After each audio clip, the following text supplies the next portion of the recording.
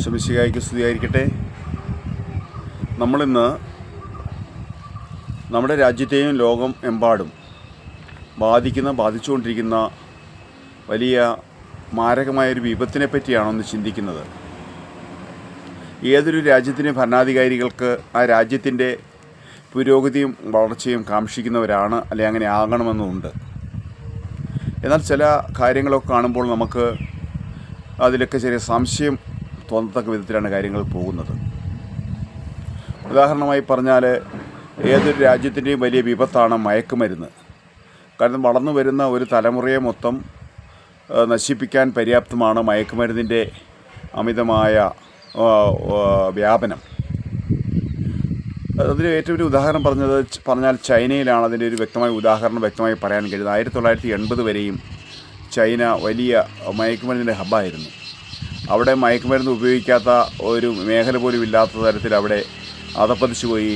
അതുകൊണ്ട് ഒരു വളർന്നു വരുന്ന തലമുറ മുഴുവൻ അതിന് അഡിക്ഷനായി വളർന്നു വരുന്നു എന്ന് പോലും പറയാൻ പറ്റാത്ത പോലെ തറപറ്റി. അതിനുശേഷം അവിടെ അധികാരത്തിൽ വന്ന ഗവൺമെൻറ് ഒരു നിയമം ഉണ്ടാക്കി മയക്കുമരുന്നിൻ്റെ ഉപയോഗവും വിപണനവും വ്യാപനവും നടത്തുന്നവരെ വെടിവെച്ച് കൊല്ലാൻ അവിടെ തീരുമാനിക്കുക ചെയ്തത്. അതിനുശേഷം ആ രാജ്യം അങ്ങ് വളർച്ചയുടെ വലിയ പടവുകളിലേക്ക് കടന്നു. നമ്മളെത്രയോ 10,000-കണക്കിന് ഉൽപ്പന്നങ്ങളാണ് ചൈനയെ ആശ്രയിച്ചിപ്പോഴും വാങ്ങിച്ചുകൊണ്ടിരിക്കുന്നത്.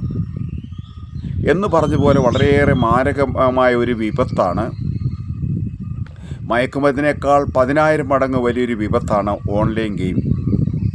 ഈ ഓൺലൈൻ ഗെയിമിൻ്റെ കുഴപ്പം എന്താണെന്ന് ചോദിച്ചാൽ, അത് ശരിക്കും ഒരു കായികമായ നമുക്കൊരു പ്രവർത്തനം നടക്കാതെ ബുദ്ധിയുടെ തലത്തിൽ മാത്രം, തലച്ചോറ് മാത്രം കേന്ദ്രീകരിച്ച് ഈ ഗെയിം കളിക്കുമ്പോൾ ശരിക്കും നമ്മുടെ തലച്ചോറിൻ്റെ ഒരു ഭാഗം മാത്രമേ അത് വികസിക്കുന്നുള്ളൂ.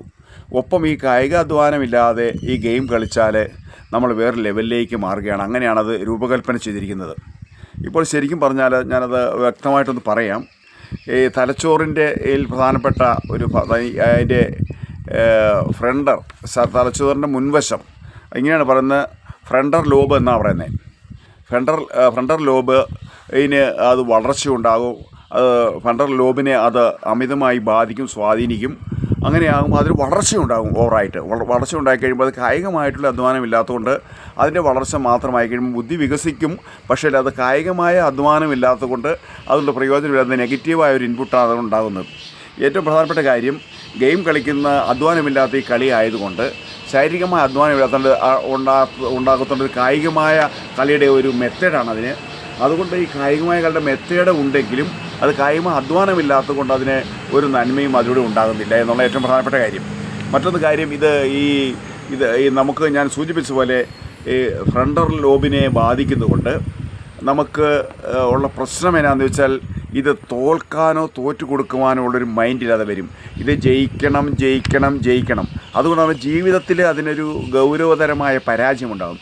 കാരണം ഇങ്ങനെ തോൽവിയും വിജയവും പരാജയവും അതിനെയൊക്കെ ഒന്ന് ഉൾക്കൊള്ളാൻ കഴിയുന്നതും അതൊക്കെ എല്ലാം ചേർന്നാണ് ജീവിതം. എന്നാൽ ഒരിക്കലും തോൽവി അംഗീകരിക്കാൻ ഈ ഓൺലൈൻ ഗെയിമിന് കഴിയില്ല. ഒരിക്കലും കഴിയില്ലാത്തതുകൊണ്ട് ആരെ കൊല്ലുവാനും തല്ലുവാനും കവർ ചെയ്യാനും മോഷ്ടിക്കാനും ഏത് ഹീനകൃത്യം ചെയ്യാനും അത്ര വലിയ അക്രമവാസനയ്ക്കും അവർ മുതിരാൻ തക്ക വിധത്തിൽ ആണ് ഇത് രൂപകൽപ്പന ചെയ്തിരിക്കുന്നത്. നമ്മളെ നന്നാക്കാനല്ല, ഇത് ശരിക്കും പറഞ്ഞാൽ നമ്മളെ നശിപ്പിക്കാൻ വേണ്ടി രൂപകൽപ്പന ചെയ്തതാണ്. എത്രമാത്രം യാഥാർത്ഥ്യമുണ്ടെന്ന് എനിക്കറിയില്ല. ഇത് ചൈനക്കാരാണിത് ഇങ്ങനെ രൂപകൽപ്പന ചെയ്ത് ഒക്കെ ഈ ആപ്പ് രൂപപ്പെടുത്തിയെടുത്തിരിക്കുന്നതാണ് പറയുന്നത്. അത് എന്ത് തന്നെയാണ്, അത് ശരിക്കും നമ്മുടെ ഗവൺമെൻറ്റിന് നമ്മൾ ഈ വളർന്നു വരുന്ന തലമുറയോട് വളർന്നു വരാൻ ആഗ്രഹമുണ്ടെങ്കിൽ ആദ്യമായി ഓൺലൈൻ ഗെയിം നിരോധിക്കണം. ഇന്ത്യയിൽ നിരോധിക്കണം ഇത്. എങ്കിലേ നല്ലൊരു തലമുറ രൂപപ്പെടുകയുള്ളൂ. ഇവിടെ ലക്ഷ്യബോധമില്ലാത്ത യാതൊരു കർമ്മശേഷിമില്ലാത്ത ഒരു തലമുറ വളർന്നു വന്നാൽ ആർക്കാ പോകുന്നത്? രാജ്യത്തിനല്ലേ പോകുന്നത്? ഇത് നമ്മളൊക്കെ ബുദ്ധിയുള്ള നമ്മുടെ ശത്രുക്കൾ നമ്മളെ നശിപ്പിക്കാൻ വേണ്ടി ചെയ്ത ഏറ്റവും കൗശലമായ ഒരു പ്രവൃത്തിയാണിത്. നമ്മളെ വളർന്നു വരുന്ന ഈ തലമുറയെ രാജ്യത്തെ കർമ്മശേഷിയെ നശിപ്പിക്കാൻ ഏറ്റവും എളുപ്പമാർഗ്ഗമാണ് ഓൺലൈനിൻ്റെ അടിമത്തത്തിൽ കഴിയുന്ന ലക്ഷക്കണക്കിന് ആളുകളുണ്ട്. അവരൊന്നും വിടുവിക്കാനത് എളുപ്പമല്ല. മയക്കുമരുന്നിൻ്റെ അടിമത്തത്തേക്കാൾ വലിയ അടിമത്തമാണത്. അത് അങ്ങനെ ഉള്ള രീതിയിൽ രൂപകൽപ്പന ചെയ്തിരിക്കുന്ന ഈ വലിയ അടിമത്തത്തിൽ നിന്ന് നമുക്ക് രക്ഷ നേടണമെങ്കിൽ നമുക്ക് വളരെ ചെറുപ്പം മുതൽ തന്നെ ഇതിനുള്ളൊരു പരിശീലനം കുട്ടികൾക്ക് കൊടുക്കണം. ഇതിനെ അടിമപ്പെടാതിരിക്കാൻ തക്ക വിധത്തിലൊരു ഫോർമേഷൻ അവർക്ക് കൊടുക്കണം. അങ്ങനെയെങ്കിലേ നമുക്ക് ഇതിൻ്റെ ഇതിൽ നിന്ന് രക്ഷപ്പെടുത്താൻ കഴിയുള്ളൂ എന്ന് തിരിച്ചറിഞ്ഞുകൊള്ളണം. അതുകൊണ്ട് ഓൺലൈൻ ഗെയിം ശരിക്കും ഗവൺമെൻറ് നിയമം മൂലം നിരോധിക്കണം. എങ്കിലേ രാജ്യത്തിന് അതുകൊണ്ട് പുരോഗതി ഉണ്ടാവുള്ളൂ, നന്മ ഉണ്ടാവുള്ളൂ. അതുകൊണ്ട് ദൈവത്തിൻ്റെ ഒരു അനുഗ്രഹം നമ്മുടെ മക്കളിലേക്ക് പകരണമെങ്കിൽ നമുക്കും ഈ മക്കൾക്ക് ദൈവത്തെ കൊടുത്തു വളർത്താൻ തക്ക ഒരു അനുഗ്രഹത്തിന് വേണ്ടി നമുക്കും പരിശ്രമിക്കാം, പ്രാർത്ഥിക്കാം. ആമേൻ. ഹല്ലേലൂയ.